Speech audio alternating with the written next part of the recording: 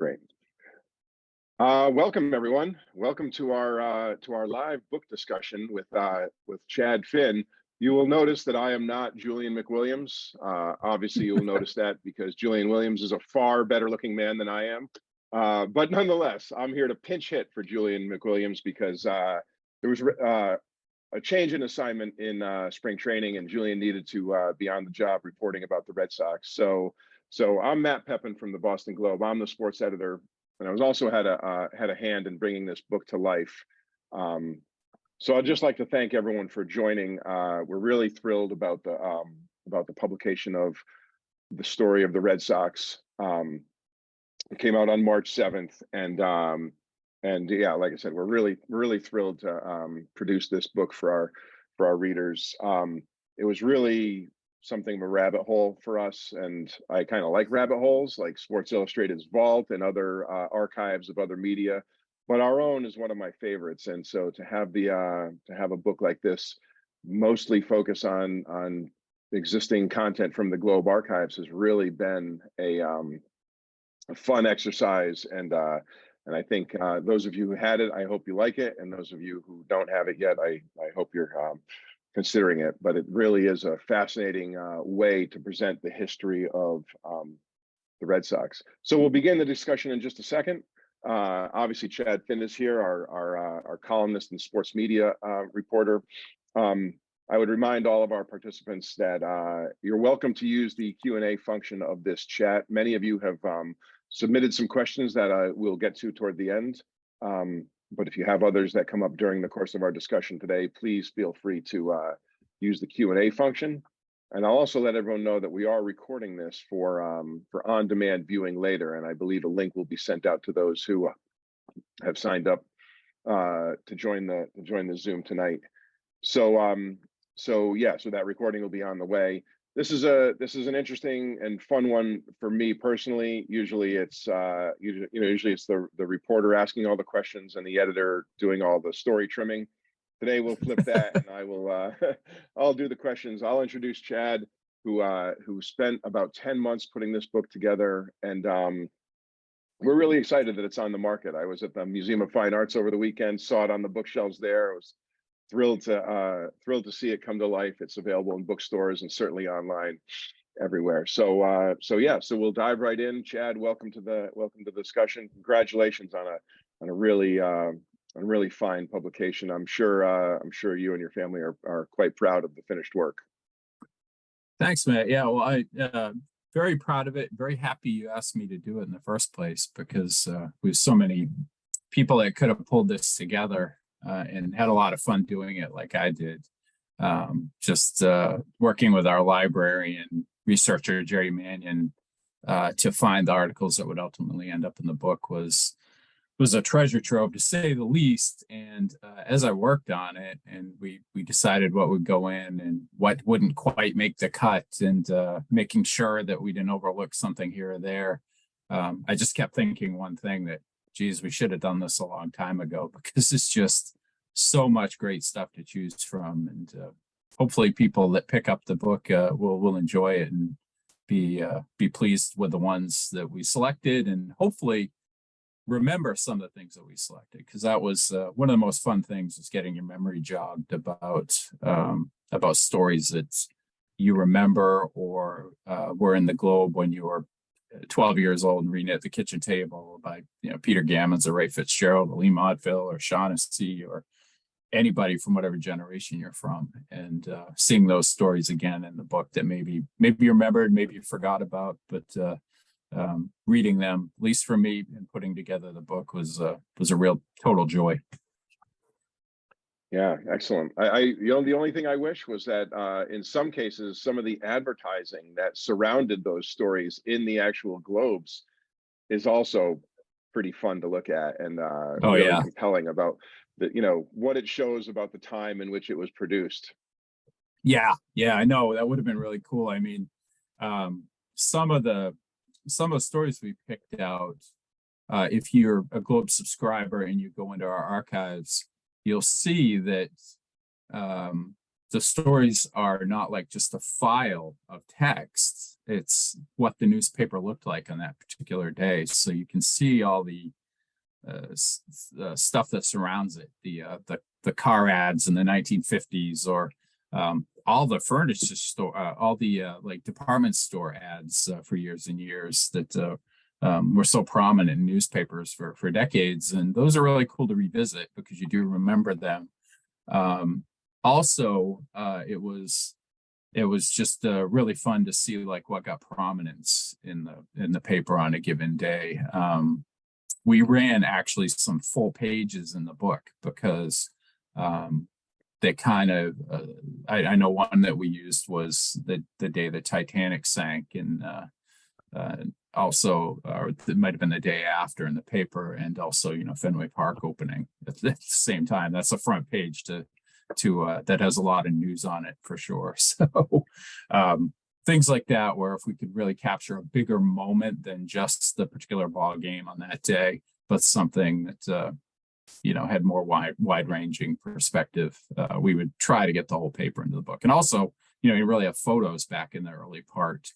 It was they would use sketches or kind of almost cartoons telling you what happened in that day's game, especially with the bigger games, the World Series that the Red Sox won in their early history, would have full page detailed drawings of what happened in the game because there were no pictures, and those are very cool to see as well. Yeah, I've always been fascinated by the old newspaper pages and what surrounds the stories that you're most interested in. In this case, it was Red Sox. You reminded me actually of a similar event like this that we did last year with the Boston Marathon, because the Hopkinton Center for the Arts created a gallery out of Globe newspaper pages, considering them to be art. And it was how the Globe had covered the Boston Marathon through the years. And that too had very interesting juxtaposition of, stories of the triumphs and tribulations of the marathon placed next to, stories of war and tragedy and politics and other civic affairs. And it's always just such an interesting endeavor, no doubt.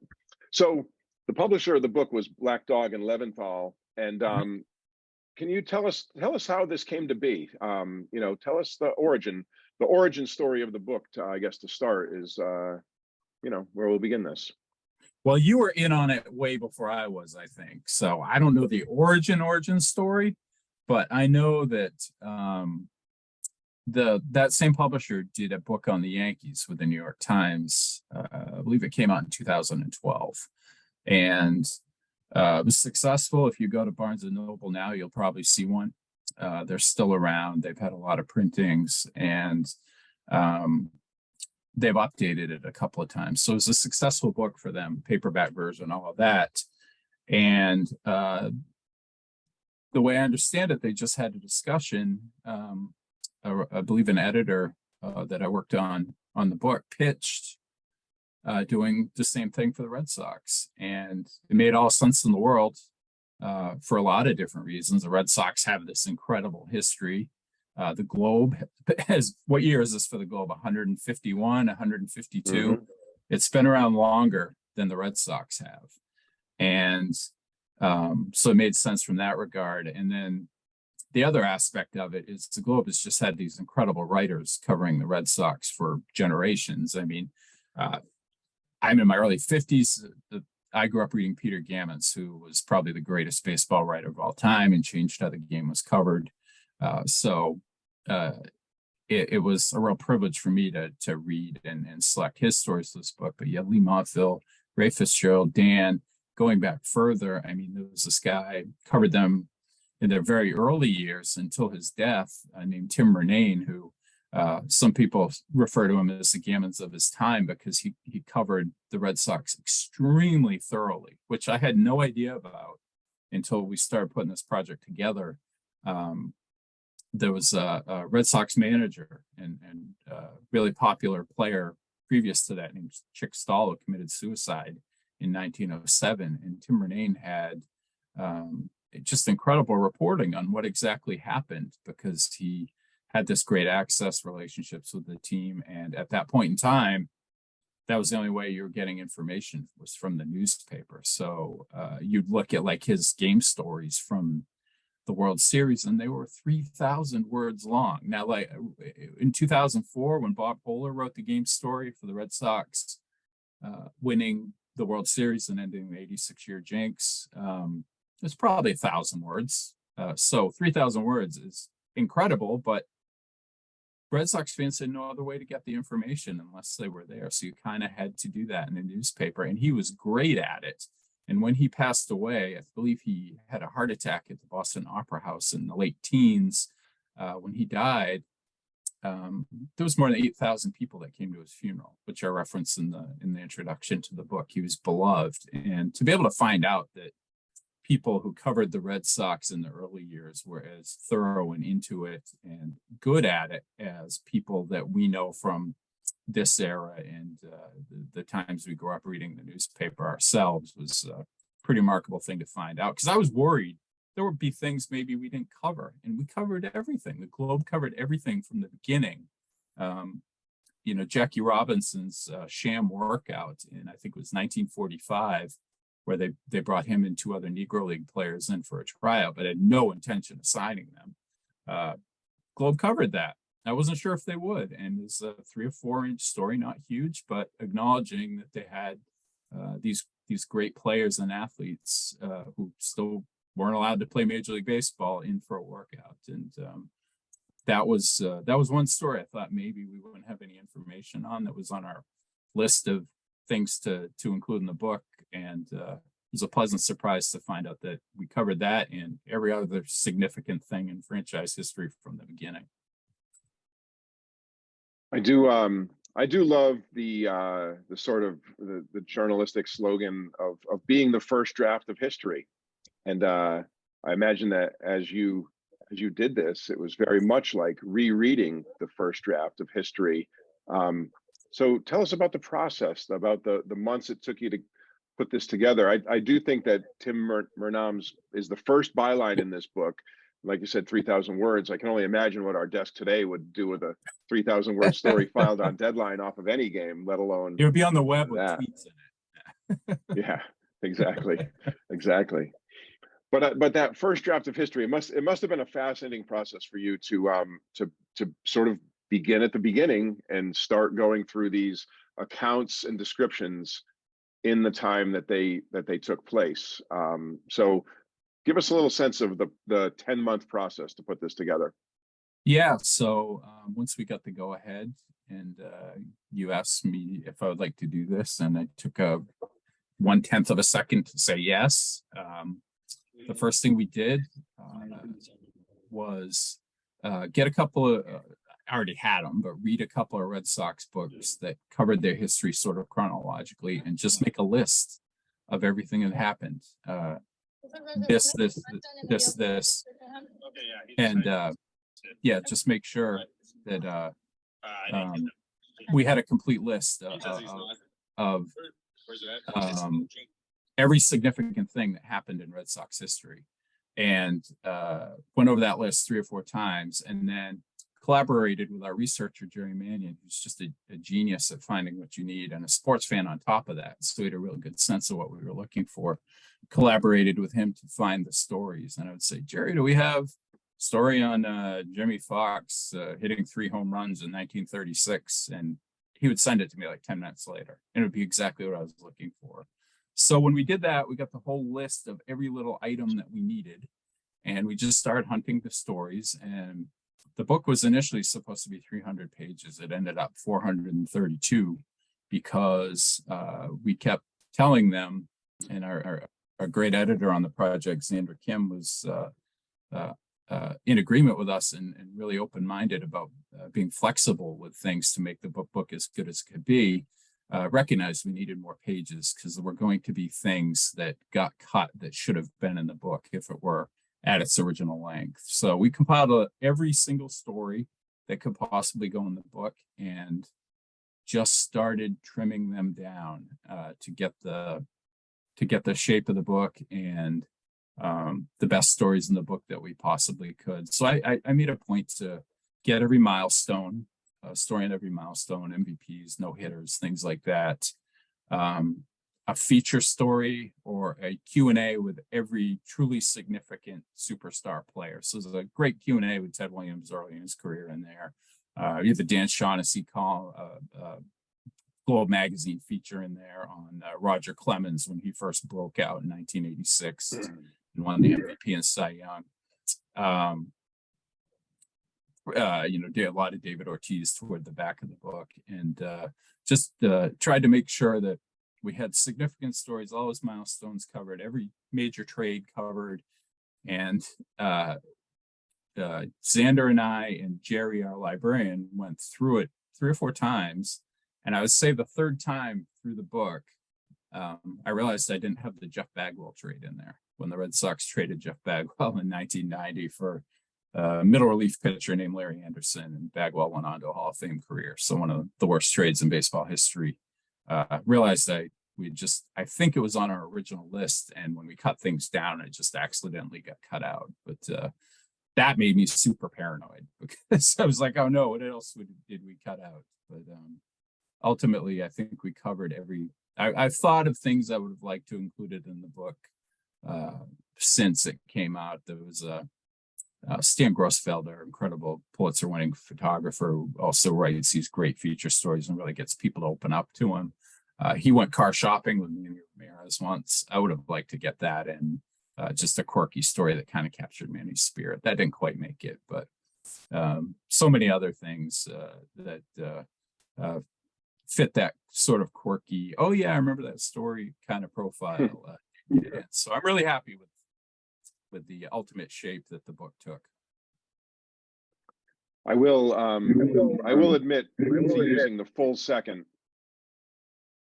full second to decide on you as the editor for this.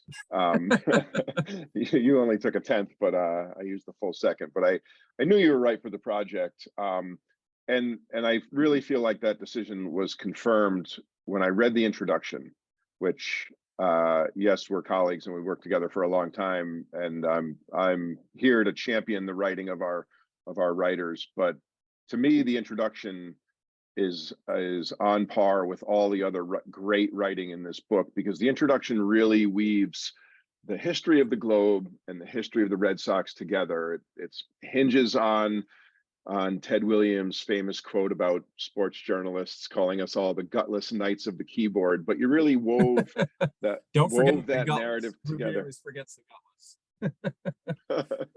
No, the gutless knights of the keyboard. So, but nonetheless, the introduction, I think, really sets the tone for the entire book, and I'd love to hear how that came to be, like where you started with that introduction, how long it took, and just your thoughts on what you tried to capture with that introduction to sort of set the table for what appears throughout the rest of it. Yeah, well, I really appreciate you saying that, and you said that to me personally too, which means a lot, because I felt like that had to be something very that did weave in the Red Sox and Globe elements into one story, and sort of connect those two parallel sort of lines of the Globe and the Red Sox and that mutual shared history to really show how it was intertwined, and also to kind of boost up or acknowledge the great writers that the Globe has had through its history, at the same time as the Red Sox have had these incredible players in their field. But we are telling not the whole history of the Red Sox, but it's the way the Globe covered it. And so I think in that introduction, you just need to really dig into and explain the Red Sox history, the Globe's history of covering the Red Sox, and note those writers that people may not remember. Note some of the awards that have been won, some of the successes that Globe reporters have had. Kind of remind them that people who went on to covering other sports and having great careers doing that actually did a lot of Red Sox work along the way. Walt McDonough, Kevin Dupont is our hockey columnist now, was a Red Sox beat guy for a year, I think in 78, 77 or 78. Bob Ryan did it in 77. He, famous for basketball, even though he's as big a baseball fan as you'll ever meet. So had to intertwine those things, had to tell a little bit of the mutual shared history there that maybe people didn't know. And the other thing I wanted to do with the introduction was involve Ted Williams in some way. I think David Ortiz is the most important player in Red Sox history. And Shaughnessy always yells at me for this, but it's true. That he got the hits that nobody else got before him. He hit the home run that Yaz couldn't quite get in the 67 World Series or 75 or 78, or Ted didn't get in the one World Series he played in because he was hurt. Ortiz came through. He came through again and again, and he changed Red Sox history. But Ted's the greatest hitter that's ever lived, and the most important figure in Red Sox history in terms of the magnitude of his career. So I wanted to make sure he was acknowledged in the introduction as well. And the really obvious angle with that was his cantankerous nature, feuding with the press. And one of the things I realized, it's probably more Ted real estate in the book than anybody else. I think it's chapter 5 is 1939 to 1960, and that's pretty much all Ted, and covers his whole career. And one of the things you realize was he might have had issues with reporters, but he was a great quote, and he always talked. And I had times where he would go on a little strike and wouldn't talk to reporters for a while. But when he did, it was gold. And he's got the most stuff in the book. The most stories about Ted Williams are in the book. There's a lot about the more recent teams, a lot about 67, 75, 78, these Babe Ruth, these crucial moments in history. But I tell you, we could have done double the amount of Ted Williams stories in this book, and they all would have been great. Yeah, you mentioned that. And it's funny, to this day, we in the industry still talk about players the same way, whether or not they're good quotes. I can compose a feature and wait, this guy had a great game, we should profile him. And occasionally the response is, well, he's not a very good quote, so we're going to have to work around that. And, that's when I usually charge the reporter with, okay, we'll do exactly that. Work around it, figure it out. His story still deserves to be told. You hinted at, you said about Ted Williams being probably the figure with the most real estate throughout this book. And you were surprised to read some of his quotes. Did you learn anything else about Ted Williams? I mean, so many people to this day, many of them Globe subscribers, who almost always start their messages to me with some sort of declaration of loyalty to both the Globe and the Red Sox. Yeah, almost always with some sort of declaration of loyalty. They almost always somehow connect to Ted Williams, or whether they knew him, their father knew him, someone knew him. What did you learn about Ted Williams from doing this? Yeah, he's such a well-known figure, even after his death and the strange circumstances after that. And there have been so many great books about him. Lee Montville wrote one. Ben Bradley, Ben Bradley Jr., worked here at the Globe, wrote an incredibly thorough one as well. So there wasn't a ton new to discover about him, but it was really interesting about hearing what things were like in the context of the time, like what he was at like at this certain point in time. Because I mentioned that Q&A. I think it's, not sure the year off the top of my head when it was from, but it was early in his career. And the questions are all like, you plan to get married? No, I don't have a girlfriend right now.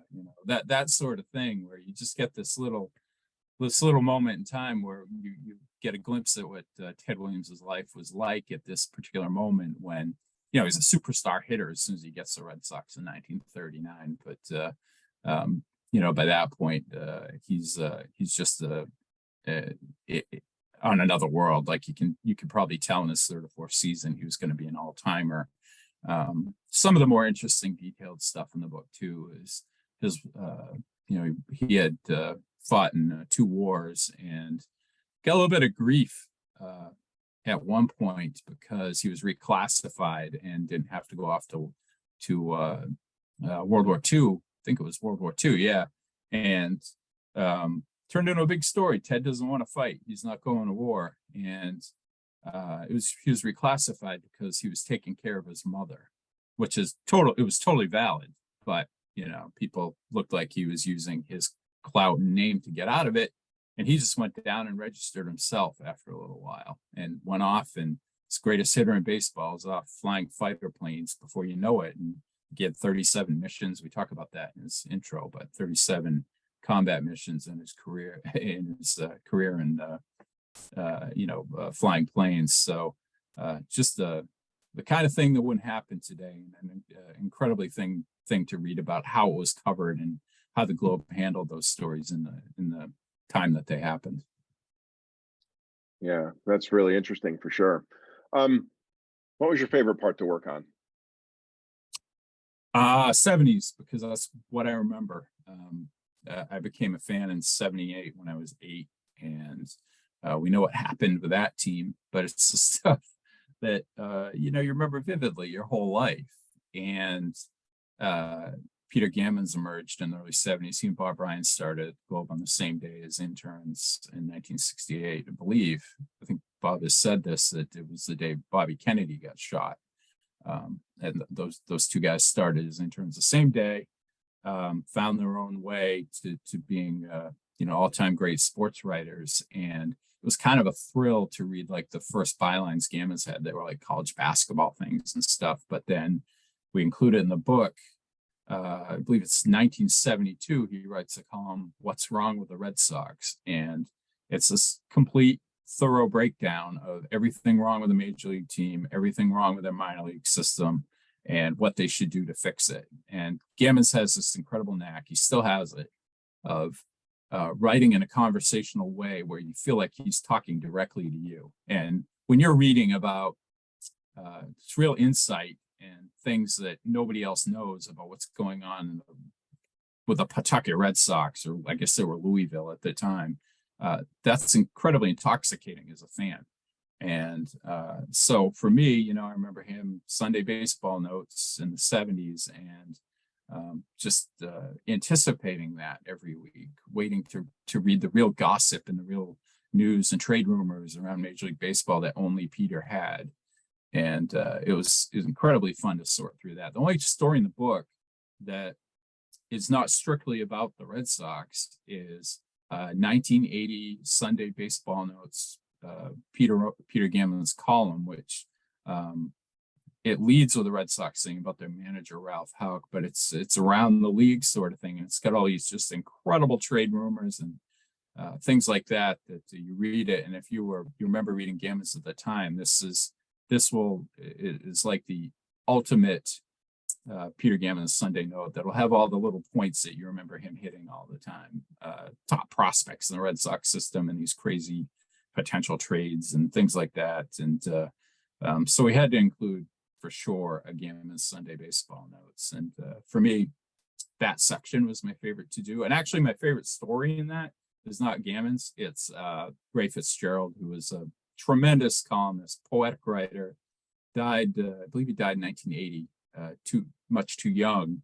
And he wrote a column when Louis Tiant signed with the Yankees after the 78 season, and he ended it by saying he wanted to go stick his head in the oven. So there's no better way I've ever read to capture the feelings of Red Sox fans when one of their favorite players departs for the Yankees. Yeah, fascinating for sure. It's interesting about the Sunday baseball notes too, because those remain a staple of the Globe coverage. Like in this day and age of everything being on the internet, quickly, short, they call it atomizing the news, which is just a fancy way of saying write shorter stories. But those Sunday notes remain one of our most popular things. When our web producers post those on Fridays or Saturdays, ahead of them appearing in the Sunday print edition, they immediately rocket to the top of the charts of our analytics tools because they're so popular. Today, Peter Abraham has Sunday baseball notes, and I think everyone who's written that package over the years has understood sort of their custodianship of that particular story format, and it endures for a lot of the reasons I think you just outlined. Yes, and Peter gets credit for that. Peter Gammons does, and Peter Abraham has done a tremendous job of them. I'm one of those people. As soon as I see it posted or see like the top 10 stories, update that shows up in my email, immediately go to read it, and that the the common perception is that began in the 70s with Gammons, and it kind of did for this generation. But one of the things I discovered in putting this together in the early years was Tim Murnane did the same thing in like 1903, where Sundays he'd have a full page, no art, just text about what was going on in professional baseball. And it was exactly the same thing that Gammons was doing 70 years later. It didn't look as good in the paper. Probably wasn't quite as easily readable as Peter's stuff, because the language is different. It's a little bit harder to read for us now to go back and look at that stuff than it is to read something from 40, 50 years ago. But the Globe had been doing something like that, where it covered Major League Baseball in its entirety for a long time, and having this baseball specific columnist to do it. So Peter mastered it, and he brought it back for a certain era, but the Globe actually had somebody doing that a long time ago. Yeah, it really is a great package, and for sure, despite the trends in modern journalism, not going to end on my watch. That's for sure. I don't want to be the guy who Pete'll be glad to hear takes that away from our subscribers. No question about it. How about if I just do one more question, and then we'll get to some reader questions, because I know they've given us some both in the pre-registered questions, and Brad's got a really good one lined up in the Q&A. So we'll get to that one in just a second. But I wanted to ask you about the cover, because there is a story to the cover, and I'm sure if you and I searched on the word cover in our emails, we would see about 10,000 emails related to our discussion of the cover and all the photos that have been flashed around before we settled on the cover that we had. I love it. I'll let you tell the story of the cover. Yeah. So initially the cover was Chris Sale. The publishers wanted a fairly recent photo of a championship team on the cover. And 2018 was the last championship, and Chris Sale struck out Manny Machado of the Dodgers to end it. And there's a great shot of Sale celebrating. And that was what we started out with as a cover. And I looked at it and I thought, I really like this. This looks great. And then Sale got hurt a couple of times, crashed his bike or whatever that was. The anti-vax stuff was surrounding him, which alienated a pretty good portion of Red Sox fans at that point in time. And I started getting concerned about it. And I mentioned it to a buddy of mine, who's a huge Red Sox fan, worked together at a previous newspaper, a huge Globe reader all his life. And he sent me back an email that had a lot of words that weren't reproduced in the book anywhere, about you can't go a Sale. It could go horribly wrong with him when the book comes out. Half my friends hate his guts right now. So I was like, you know what? He's absolutely right. We can't go a Sale. It's way too risky. And so we started thinking about other people. And I always thought it should be Williams or Ortiz, two most famous Red Sox players. But they're the not really argument, but the point from the publisher was, well, Ortiz has been on the cover of 1 million books. And there were a lot of books in 2004. He's done at least 2 himself. He did one with Tony Maserati, and I believe another one. And so they didn't want to go with Poppy. And I understood that. There's like a good shot of him and Manny Ramirez together that I liked, but they thought Poppy had kind of been a cover subject on other books too much, and this book wouldn't stand out from those. So we started looking through a bunch of different photos, and saw this Koji one that's on the cover. And I started thinking about it. It's a fantastic, sharp photo. It's from the only World Series since 1918 that they've won at home. So they're wearing their sharp whites at Fenway Park. Beloved team. 2013 is a beloved team. that is having its 10-year anniversary when this book comes out. So it's going to be on people's minds.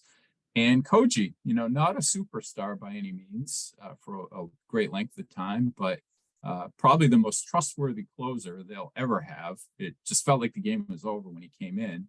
And I think if you ask people, what's your approval rating on Koji Uehara, it would be extremely, extremely high. Everybody liked him.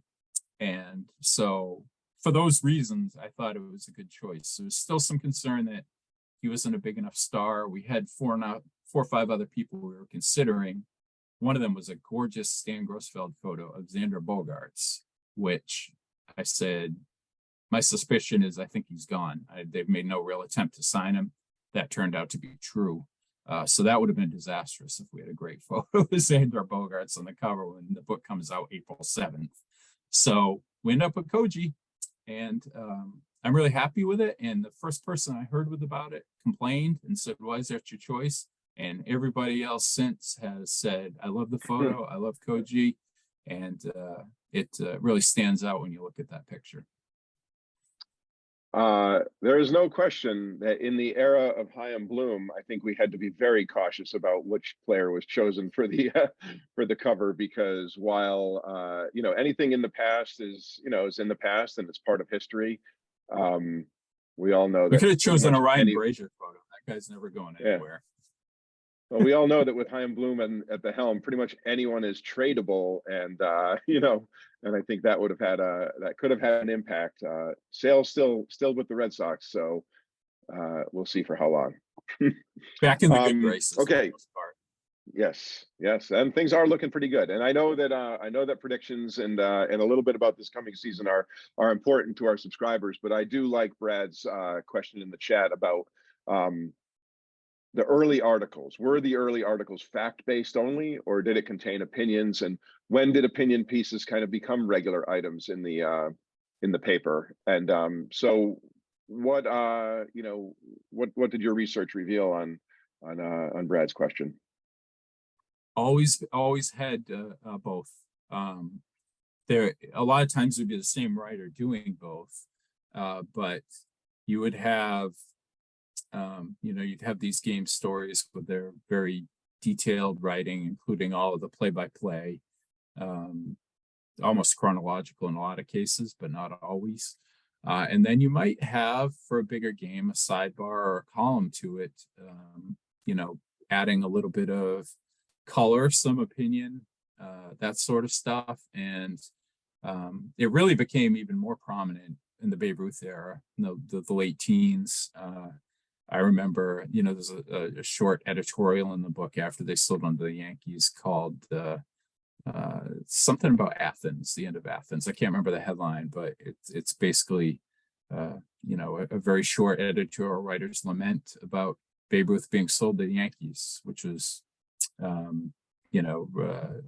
not actually the most common opinion at the time. A lot of people, a lot of writers thought Babe was lazy, asking for too much money, and sort of holding the Red Sox, hostage in a way to get more money, threatening to hold out, things like that. And it almost seemed like there was a 50-50 split of whether or not they should have kept him. So we get a little bit of both of that in there, but the opinion stuff goes back over 100 years and really flourished in the Ted years in the 40s.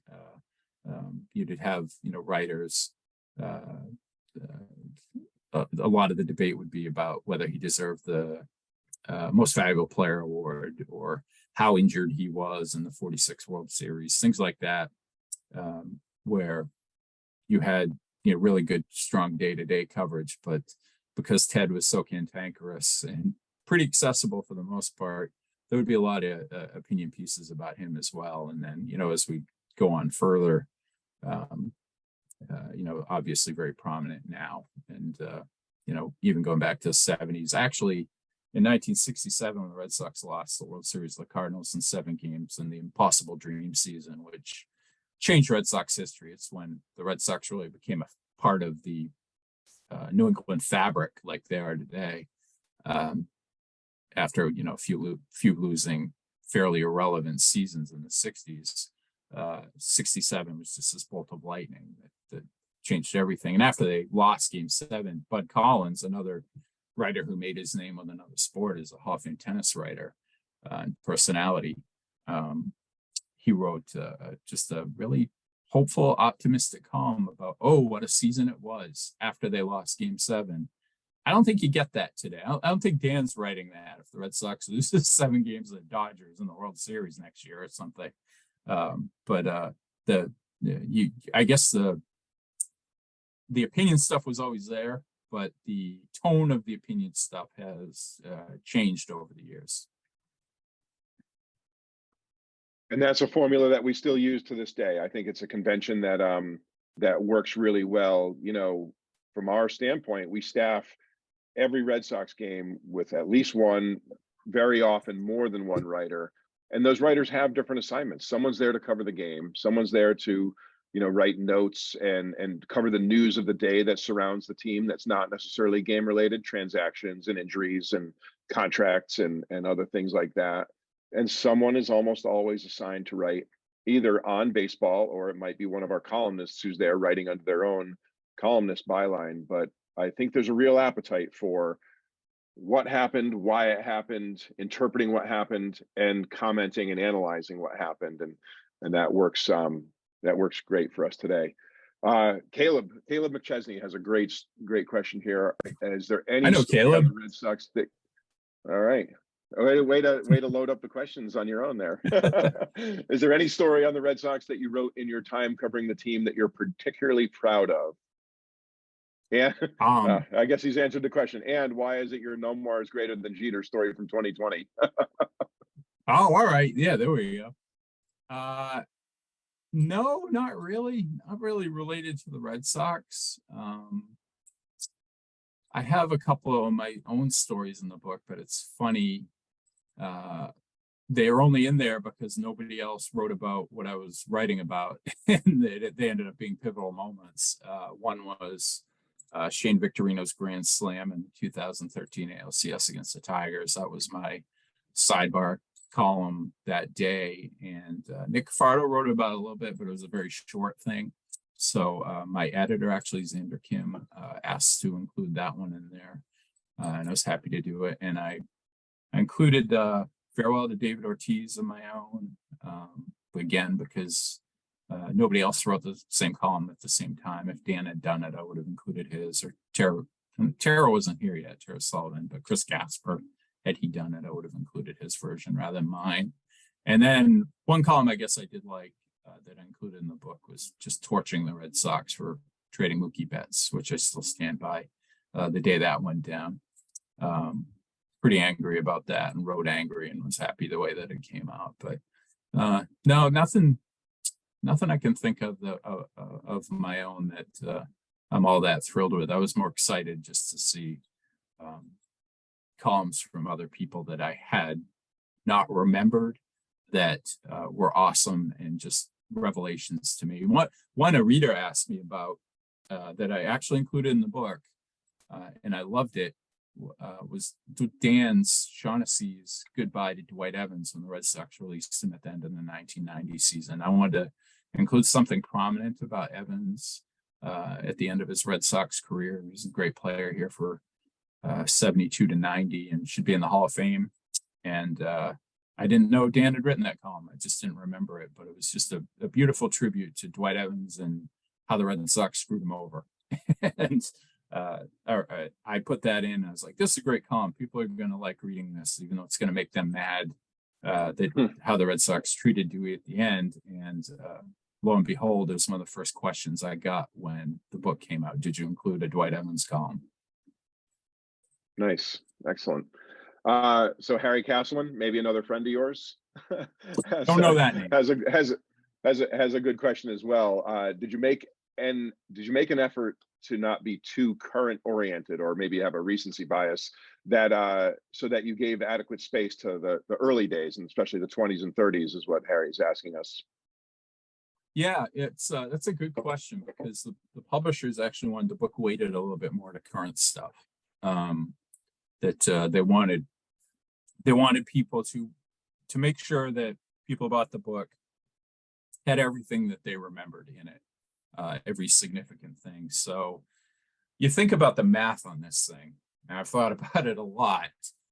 You have 432 pages. You have 120-ish years that you're covering. That's 3+ pages per year.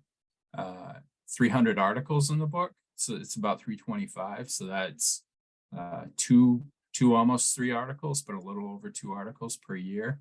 Well, that's not going to work because you can't do 2004 in 2 articles. You can't do 2018 in 2 articles, 1967, 75, Babe Ruth being sold, all those things. So you have to really, you have to be really judicious about what you use from those great years. And I loved using 10 or 11 stories from 67 and 2004. I mean, we didn't include like every playoff game from every year, but 2004 ALCS, I included every playoff game because when they came back from down 3-0 to the Yankees, because those are just, you hung on every game, every pitch of every game for that stretch of nights as a Red Sox fan. But that leaves you short in other seasons. That leaves you, maybe there's not anything in there in 1936 because 30s were kind of an irrelevant time for the Red Sox. So, you had to really be careful about, not overlooking like this one thing that may have happened in a season that otherwise was pretty forgettable. But in terms of the weight of the book, they didn't want it even. They wanted a little bit more to the more recent stuff, just so that people could revisit the things that they really remembered and lived through themselves. That's great. So I want to get to a couple of the questions that were submitted when some of our subscribers and readers signed up for this special event, and many of them can be summed up in one question. Many of them can be grouped together because everyone's eager to know what you think about the team coming up this year in 2023. I will preface this by letting our subscribers know that we posted today online the Globe's predictions for the season for the Red Sox and Major League Baseball. 7 of our writers, including Chad, online today. They will be in the printed Globe Tuesday editions. But Chad, this is your chance to say what you think and defend them, or maybe share your second thoughts. Well, like every other one of our writers, I think I picked up Padres and Xander Bogaerts to play Mookie Betts and the Dodgers somewhere along the line in the NL playoffs. And I ended up picking the Padres to win the World Series kind of by default. I didn't have a team that I was sure was going to do it. I didn't want to pick Houston again. It feels, they've been there, 4 out of 6 years, 5 out of 7 years. So just didn't want to go down that path again. They lost Verlander. The other question with everybody, and your question as well, is where the Red Sox fall in this. And I think they're going to be better than people think. You heard all about vibes in spring training. The mood at the end of spring training is a heck of a lot better than it was at the beginning in terms of what expectations for the team should be, because Tristan Casas looks ready. Looks like he's going to get on base and hit home runs and be he's a character. If you read Sam Grossfeld's incredible piece on him, getting the kind of access you don't always get these days down in spring training. He's a character who kind of marches to his own beat, and if he's good, fans are going to love him. They're going to love the guy, and I think he's going to be really good right away. And Yoshida, the left fielder that Chaim Bloom got a lot of questions about, to put it gently, when he paid over $100 million, including a posting fee, to sign him. And Scott Boras is his agent. Scott Boras waits everything out and tries to get the most money he can for every player that he has. And he signed with the Red Sox right away because nobody else's bid was close to what the Red Sox offered him out of the gate. Well, he looks like he's going to be excellent. No beat writer will write this, but I heard some down there talking about that they think he might actually be an MVP candidate when all is said and done.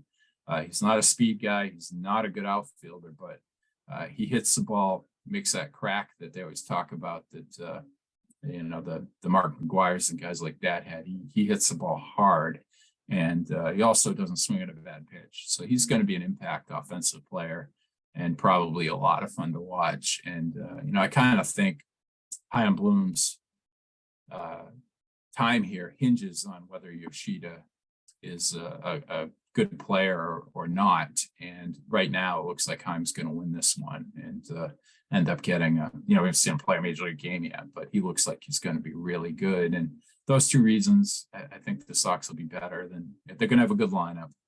And if the pitching holds up, they've had a lot of injuries this spring, but Sale looks tremendous. Corey Kluber, Nick Pivetta are at least going to be innings eaters, and the bullpen has had issues this spring, but it should be a lot better than last year. I think they win in the mid 80s. They're on the fringe of the wild card race. I didn't pick them getting in, but it wouldn't shock me if they did. And at the very least, we're going to have interesting September baseball around here. I think that's the most important thing, and part of the charm of a baseball season is the unpredictability of it, and the sort of anything can happen. I mean, do we really know what can happen? Yes, the Padres and Mets look like they're absolutely loaded, but Nobody a lot of expected teams, this, right? Yeah, a lot of teams have won the offseason and they haven't won anything on the field. So it's really the joy in following sports, I think. So a couple more from our readers that had submitted early questions. I love this one in particular. What was your most poignant moment in Red Sox history? Winning the World Series in 2004. I mean, how old was I at that time? 34, 35. When the Red Sox lost the Yankees in 2003 and Aaron Boone hit that home run, I was working a different paper up in Concord, New Hampshire, as an editor. And, I had all the stuff ready to go. Red Sox Marlins preview for the World Series and all of these things. And, I wish I'd saved them, but they just get junked. What the paper would have looked like the next day because the Yankees came back. And I remember my girlfriend at the time, is my wife now, she said at the time she never saw me more depressed about anything than after the Sox lost that game. And I remember just having those feelings like, why do we do this? Why? They're never going to win. It never, if they're this team, incredibly likable team, Pedro and, Johnny Damon and Manny and Ortiz emerging. If that team couldn't do it, nobody's ever going to do it. Well, they did it the next year. And they did it coming back from 3-0 in the way that you might have dreamed it would happen, but never actually thought it would. And it's funny when it came to the book because I divided 2003, 2004. 2004 starts this chapter of them winning the 4 World Series and really changing how they're perceived. And but the reality is those 2 seasons are one. That is one story, 2003 and 2004, and how it all melds together. I don't know if they won in 2004 if they hadn't lost in 2003 the way that they did. Going out and getting Schilling, getting Keith Falk, reinforcing the team, and just the guys who are already here having this, we're going to do this attitude. So 2004 was the most poignant for me, like it probably is for most Red Sox fans. When they won, I was still in the living room here holding my little daughter who was probably 6 months old, 7 months old at the time. So I'm sure a lot of Red Sox fans have those same feelings from that time. So I was working in New Haven, Connecticut at the time, and the night of the final game, an editor brought in a bottle of champagne just in case, and he was very concerned that this was the whammy. This was going to do it, and it wasn't going to go Boston's way, but it did. I will say this: one of my most poignant moments over the 14 years I've been in Boston and covering the Red Sox as an editor, it's not a hugely significant moment, but I just love it for what it was because of the way it affected me. And that was the 18-inning game in the World Series in 2018, because myself and another web producer, We stayed up all night long, and I was going to say that our late baseball writer Nick Gafardo had the greatest quote when in the press box he turned to his colleagues and said, you know, so late, deadline was so far blown, it wasn't even funny, and we had web producers waiting up until 4 a.m. to get this on our website. But he turned to everybody else and said, "Isn't this great?" And it really captured the joy of what it meant to cover the Red Sox in a game like that. So really, really interesting moment that I'll never forget for sure from my career. It also shows you how much things changed, because yes, they lost that game. Right. Nate Eovaldi's a legend in Red Sox history for giving it up for the team that night, and they lost. That you lose that game before 2004, I don't think it's perceived the same way. But that was a magical night, even though the Red Sox lost. Yeah, definitely. Poignant. The word poignant in the question made me remember it. It just really, really struck me about on a number of levels. We have time for one more, and I like Neil's question in the chat, which is, and I can expand on it just a little, but he asks, are there any articles about the Red Sox and the Yawkey racism? And along with that, just your approach to including stories that generally were in a negative light about the Red Sox. Yeah, we included everything we could that helped tell the story of the Red Sox history with race. Now this is as it was told at the time, so you know, probably some of the views at 19. I remember, for instance, there's a story about George Scott, the first baseman, the 67 team, who's part of that team, and then part of some of the 70s teams as well. He was when he signed with the Red Sox, he's referred to in the Globe headline as Negro player, could be the next Aaron, Hank Aaron. Probably don't use that headline now.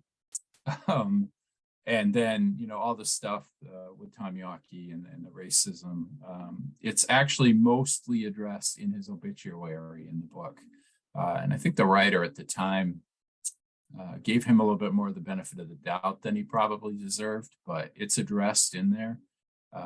We have the story in there about in the early 90s, was it the early 90s? I always forget the time frame, but the Elks Club, when in Winter Haven, Florida, during spring training, was giving passes to white Red Sox players and personnel, but not black ones, to come in. Michael Madden wrote a tremendous piece about that. That's in there. He was a columnist at the time. And there was a huge series of race in the Red Sox that I had to condense a little bit, but I believe it was by either Steve Morantz or Steve Fainaru. It's been a long time since I looked at that one, but a lot of it's in the early 90s, and it's about Mo Vaughn's emergence with the Red Sox and his place in the community. So we did include, we didn't shy away from that aspect of Red Sox history because it is an important part of their story. Well, this has really been great, Chad, and I really appreciate your time to talk about this, and certainly the effort that went into creating this. I think it's something that we can all be proud of. And so, look, I think we ought to break a little news here, Chad, right? And let them know. I think we're going to do this again, right? We are? You tell me, man.